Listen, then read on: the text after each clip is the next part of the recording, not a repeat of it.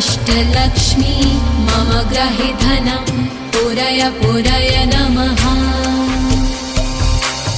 ॐ ह्रीं श्रीं क्लीं श्रीं कुबेराय अष्टलक्ष्मी मम ग्रहे धनं पुरय पुरय नमः।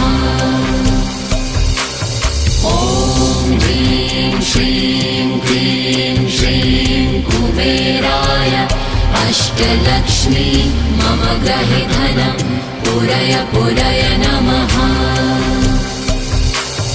ॐ ह्रीं श्रीं क्लीं श्रीं कुबेराय अष्टलक्ष्मी मम ग्रहे धनं पुरय पुरय नमः।